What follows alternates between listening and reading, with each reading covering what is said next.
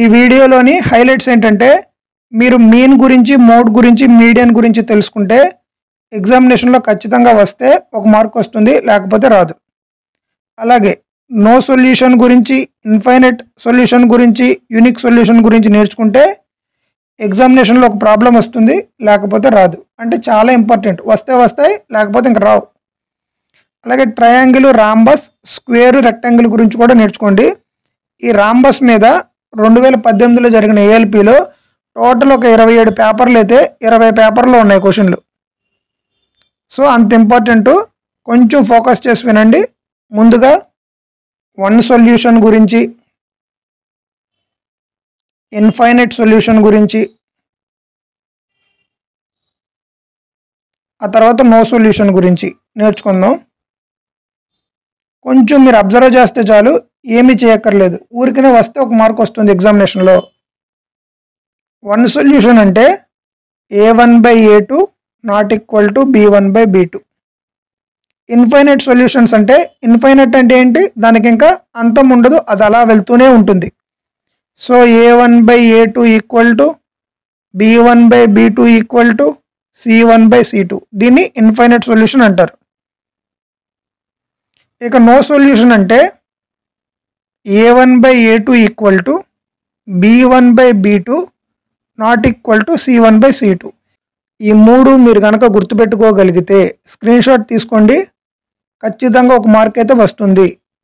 Paper కనుక కొంచెం easy లెవెల్లో ఉంటే ఖచ్చితంగా ఒక మార్క్ అయితే పడిపోతుంది. ఎగ్జాంపుల్ ఒక సమ్ చెప్తాను చూడండి. x - 3y - 3 = 0 ప్లస్ తీసుకుందాం అన్నిటికీ. దీన్ని మీరు a1x plus b1y plus c1 అనే ఈక్వేషన్తో కంపేర్ చేయండి. ఇప్పుడు a1 అంటే x పక్కన ఏమీ లేదు కదా, a1 = 1. b1 అంటే y పక్కన ఉన్న 3, c1 అంటే 3.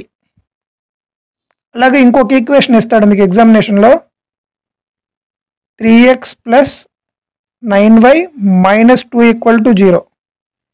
దీన్ని కూడా a2x plus b2y plus c2 = 0తో compare చేయండి. a2 అంటే 3, b2 అంటే 9, c2 అంటే 2. ఇప్పుడు చూడండి, a1/a2 చేయండి, 1/3 = b1/b2 చేయండి, 3/9 = c1/c2 చేయండి, 3/2. ఇక్కడే అయిపోతుంది. ఇది 3 ఎక్కంలో ఒకసారి, ఇది 3 సార్లు. చూడండి, 1/3 = 1/3, a1/a2 = b1/b2. సో ఇది కాదు. అలాగే ఈ 1/3 = 3/2 అవ్వదు కదా, సో ఇక్కడ నాట్ ఈక్వల్ టు ఎక్కడుంది, ఇది నో సొల్యూషన్ అని అర్థం. అర్థమవుతుంది కదా ఎలా చేయాలో.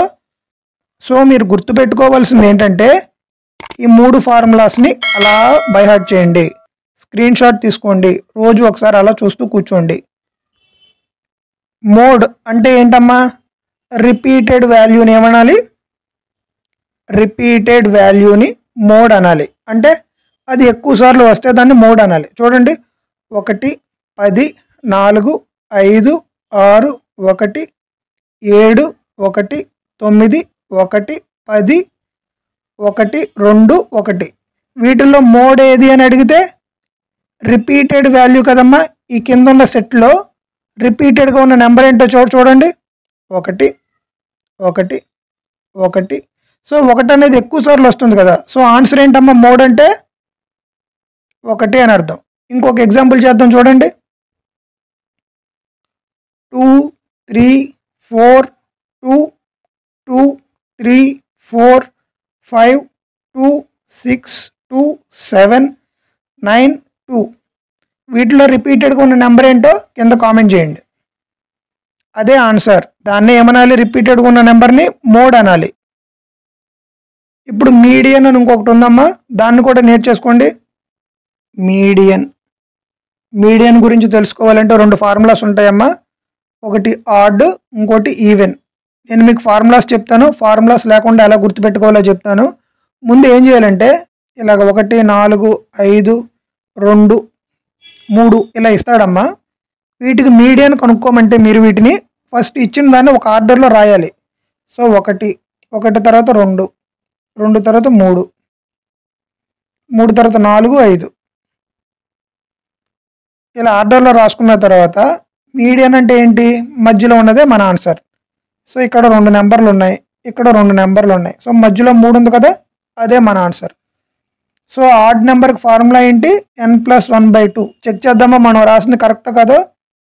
n అంటే ఏంటి? టోటల్ నెంబర్స్ ఎన్ని ఉన్నాయని అర్థం. ఎన్ని ఉన్నాయి ఇక్కడ? 5 నెంబర్లు ఉన్నాయి. n+1 అంటే 5+1/2 అంటే 6/2 అంటే 3 వచ్చింది. 3 అంటే 3 అని కాదు అర్థం, మూడోది ఎన్నోదో అదే మీ నెంబర్. సో ఇక్కడ ఒకటోది ఉంది, ఇక్కడ రెండోది ఉంది, మూడోది ఎక్కడ ఉంది. సో అయిపోయింది. ఇప్పుడు ఈవెన్ నెంబర్స్కి ఎలా చేయాలో కూడా నేను చెప్తా, ఫార్ములా లేకుండా చెప్తా, ఫార్ములా కూడా ఇస్తా.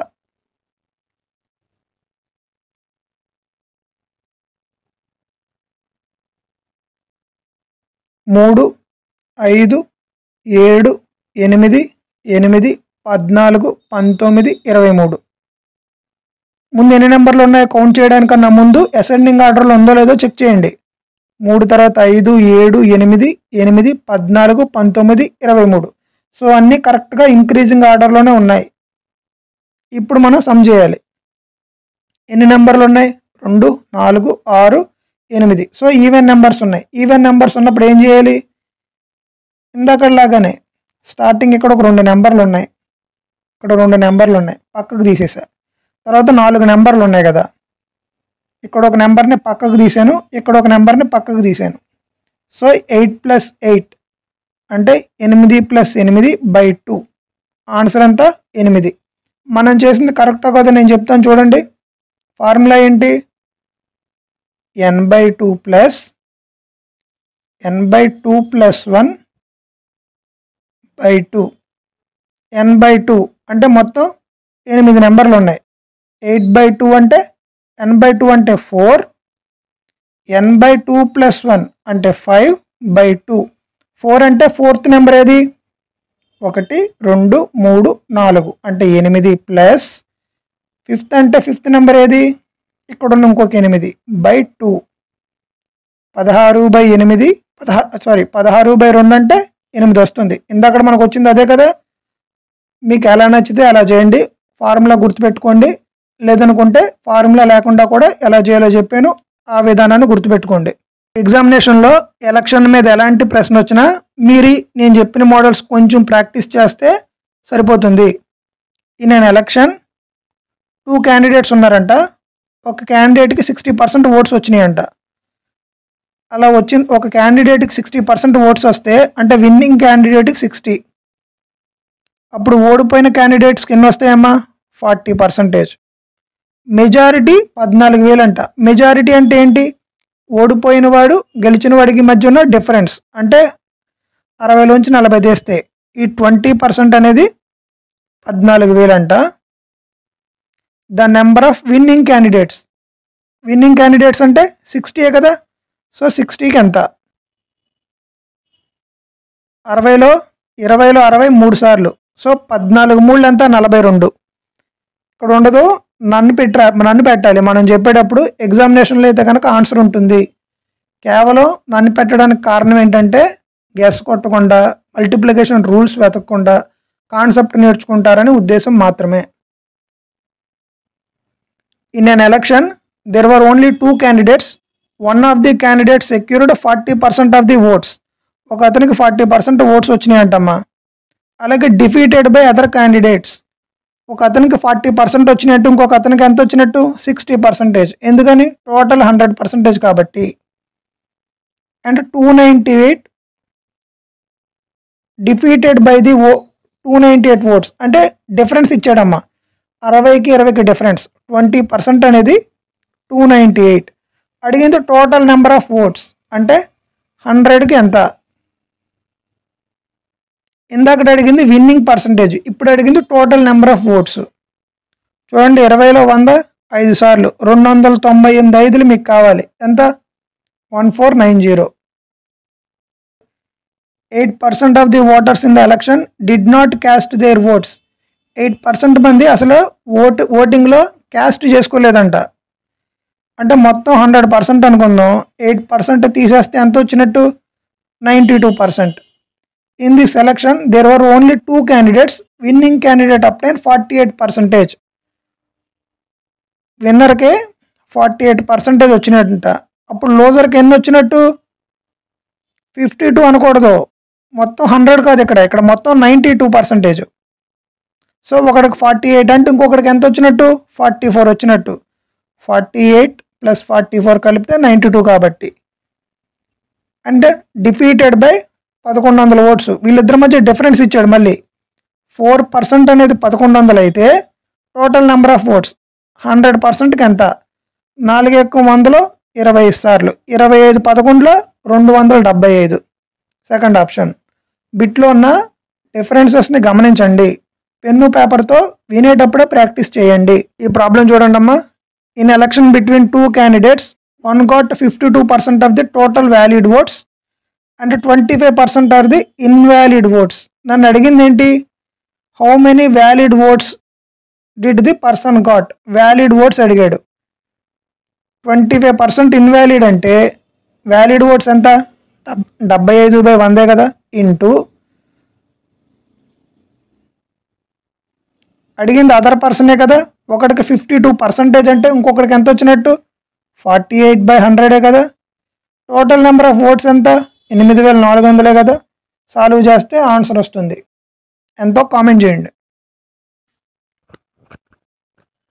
In an election contest between 2 candidates, 10% of the voters did not take part.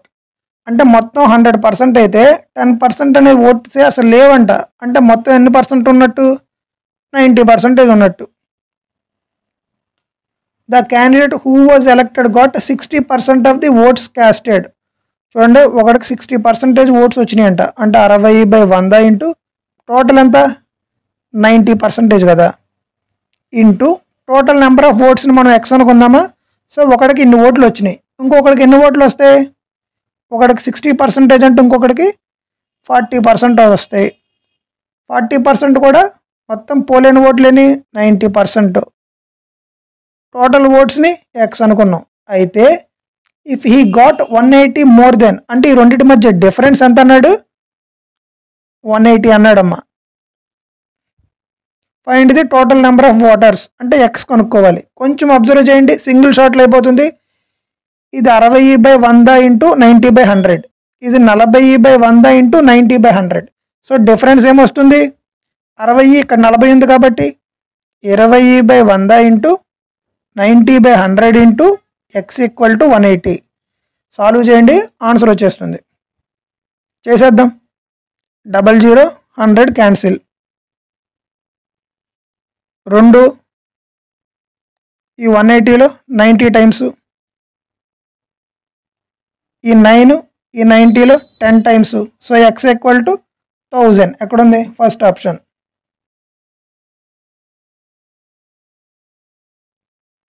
అలాగే నెక్స్ట్ ట్రయాంగిల్ అమ్మా. ట్రయాంగిల్ గురించి ఒక వీడియో అయితే చేశాను. ఆ వీడియోని మొత్తం చూడండి, సరిపోతుంది, కన్ఫామ్గా సరిపోతుంది.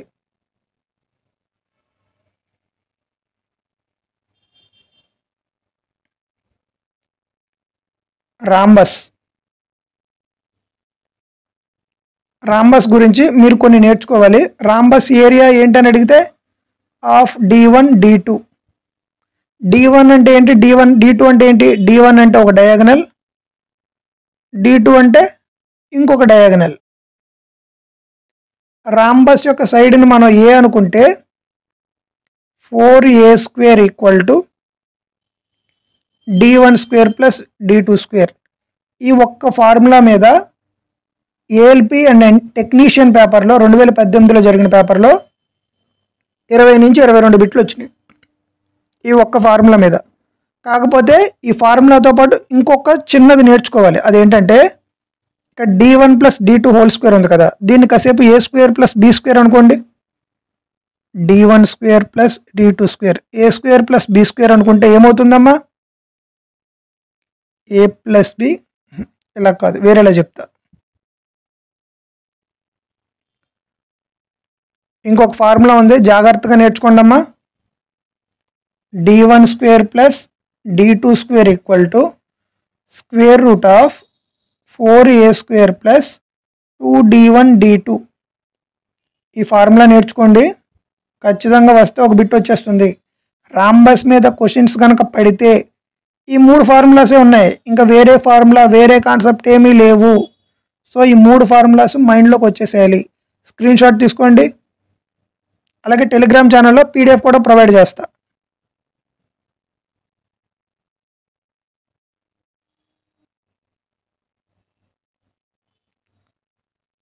రెక్టాంగిల్, స్క్వేర్ సైమల్టేనియస్గా నేర్చుకుందాం.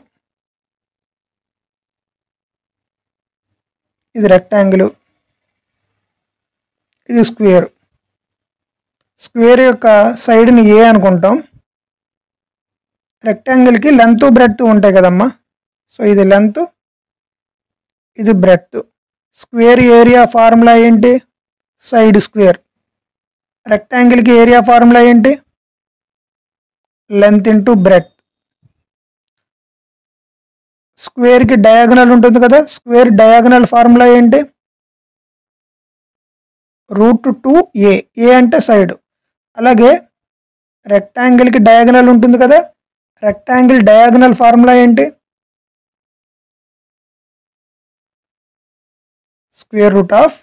√L² plus b². ఏంటిది? ఇది డయాగనల్. స్క్వేర్కి పెరిమీటర్ ఫార్ములా ఏంటి? 4a. రెక్టాంగిల్కి పెరిమీటర్ ఫార్ములా ఏంటి? 2 ఇంటూ లెంత్ ప్లస్ బ్రెడ్త్. వీటిలో నుంచే వస్తాయి బిట్లు. మీకు స్క్వేర్ అడిగినా రెక్టాంగిల్ అడిగినా ఇంకా వేరే ఫార్ములాస్ అంటే ఏమీ ఉండవు.